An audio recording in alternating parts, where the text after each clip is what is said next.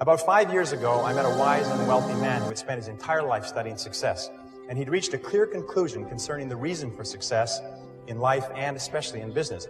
He's dead now, but I'll never forget what he told me, because I immediately recognized that he put the finger on my reason for success and yours, as we'll talk about in a minute. He said the key to success was to set a goal and then to stay with it until you achieve success in at least one important thing. He said that your subconscious mind will then accept that success experience and store it as a pattern, like a template. And then from then on, your subconscious will drive you and direct you and guide you to repeat the pattern of success in other things that you attempt. Another way of saying it is that nothing succeeds like success. Psychologists have demonstrated that achievement brings you a natural high.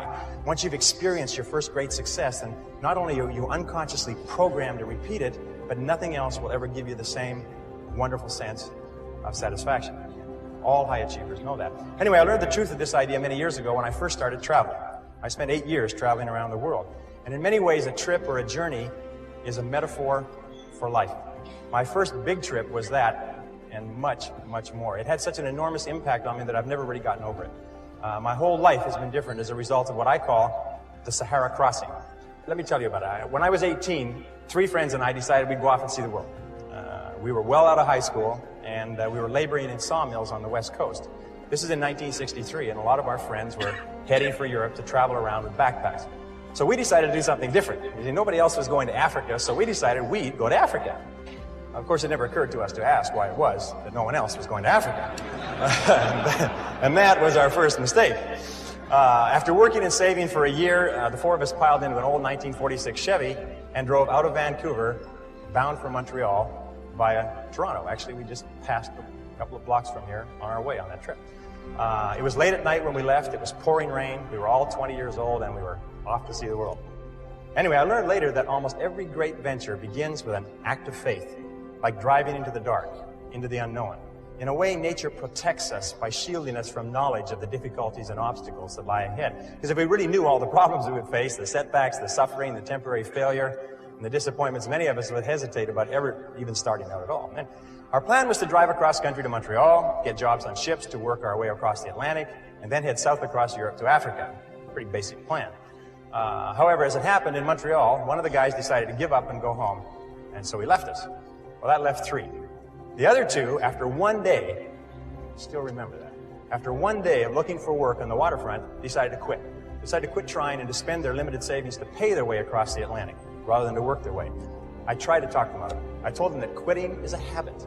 If you quit the first time you run into difficulties, you'll always quit when the going gets rough. You will, in effect, establish a pattern for failure rather than a pattern for success. But their minds were made up, so we split our savings and they took passage on a ship to England.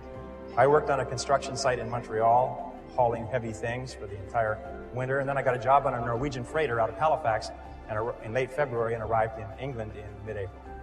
As I had predicted, my friends had quit and stayed in England working at odd jobs. However, we soon made up, good buddies again. Once more, we headed for Africa.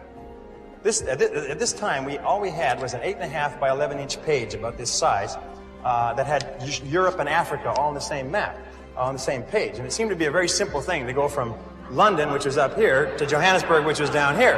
And it's just one page. And I mean, we sort of drew a straight line, and we thought, well, oh yes, there was a little orange part right across sort of a band right through the middle there called the Sahara Desert. Well, we thought, well, we'd just whip over that and get down to the green part on the map. There's no problem. Without a word of a lie, this is true. We didn't stop to think that the total distance was about 8,000 miles. See, we were big picture people. We didn't let ourselves get bogged down with details. We were young and we hadn't learned that it's the details that get you every single time. So we took a train down to London. There we bought bicycles.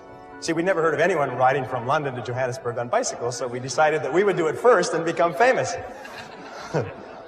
That was another mistake. We soon learned that when you ride bicycles across France in the springtime, you find that the hills are all uphill and the wind is always in your face. So likewise, I found that when you embark on any new venture, you often find the same thing.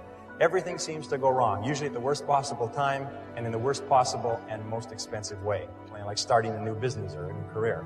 Anyway, after 2 weeks of grinding along on bicycles, uphill the whole way, which seems like a geographical impossibility, but it's true, we said, the heck with this. We loaded the bikes on a train and we rode across France and Spain to Gibraltar. There we sold the bicycles and bought a Land Rover with our last dollar. So now we had a little problem. We were out of money.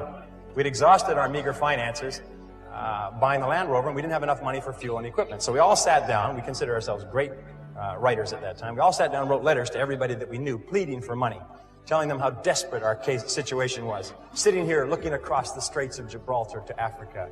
All we needed was just a little bit of money to get us over there. Anyway, eventually we got a little bit of money here, a little bit of money there, and then we got one big score. I'll never forget this. An uncle of Jeff's that he'd only seen once in his life sent us 100 pounds. 100 pounds at that time was $300, worth more than $1,000 today. And we were ecstatic. We were saved. So this was another lesson. Nobody ever makes it on their own. One of the great lessons of life. We all need help from others to get over the rough spots. Well, with the additional money, we loaded up with food and supplies. We took the ferry over to Tangiers in Morocco, and then we headed out of Tangiers toward the Atlas Mountains and the Sahara, full of excitement, singing as we drove down the road. 20 miles out, the radiator blew up. The radiator was just the beginning. Over the next 10 days, the steering rods bent and threw the front wheels out of alignment, so the tires blew one by one. When we got a flat tire, and we got lots of flat tires, we had to sit by the side of the road patiently, sometimes for hours, until somebody came along with the proper tools to help us change the tire. But we pressed on anyway. As we drove deeper into Morocco and over the Atlas Mountains and onto the Sahara Escarpment, we entered into a world that had changed very little in 1,000 years. There were long, long stretches of barren country roads and an occasional oasis surrounded by primitive farms, which was irrigated from wells and underground rivers. And that began an experience that I still remember quite clearly, and I think you'll be able to relate to this. By this time, I was speaking French fairly well. We could converse with the natives in the occasional small towns that we passed through. And in one town, early in our slow, halting trek across Morocco, someone asked us where we were headed. And we told them that we were going across the Sahara and into Africa. And he said, "Oh no," he said, "you can't do that." He said, "You'll die in the desert." Well, I whipped up my dictionary quickly because I didn't understand the expression. "Vous allez mourir dans le lust." We then began to hear this on a regular basis everywhere we went. We'd stop in a small town, and people would bring their friends up to us and introduce us as the young men who were going off to die in the desert. Well, they seemed quite cheerful about it, but after a while, we found it kind of irritating. I mean, and by the way, these were not your average Arabs. These were Bedouin and Tuareg. These were desert people, members of tribes that lived in the Sahara for 1,000 years. I mean, they were in a position to know what they were talking about. And I learned a valuable lesson from this. I learned then, and for the rest of your life, whenever you try to do something out of the ordinary, people will line up to tell you that you can't do it, why you can't do it, that you'll lose your time, you'll lose your money, that you will, in effect, die in the desert. Even people who should know better will try to discourage you. To achieve anything greater worthwhile, you must train yourself to rise above these people, ignoring them and pressing on towards your goal regardless. Your time is your most valuable asset, and your ability to use your time, to spend your time well, largely determines your success and your income and everything that happens to you. And this brings us to what we call the law of forced efficiency. Now, the law of forced efficiency says there is never enough time to do everything, but there's always enough time to do the most important tasks. When you start to get under the gun, you have tremendous pressure. You have to have a job or task or project complete by a certain time. It's amazing how efficient you become. You become forced to be efficient. So the key in using the law of forced efficiency is to get really efficient before you run out of time. And the way you do it is you ask a couple of questions. One of the questions you ask is, what are my most valuable tasks? What are my most important tasks? What are the things that you do each day that are more important than anything else? Another question you can ask is, why am I on the payroll? What results have you been hired to accomplish? Of all the results that you can accomplish, what are the most important results that you could accomplish today? It's amazing. If you ask entrepreneurs, how important are sales to your business? You know what they'll say? Oh, they're very important.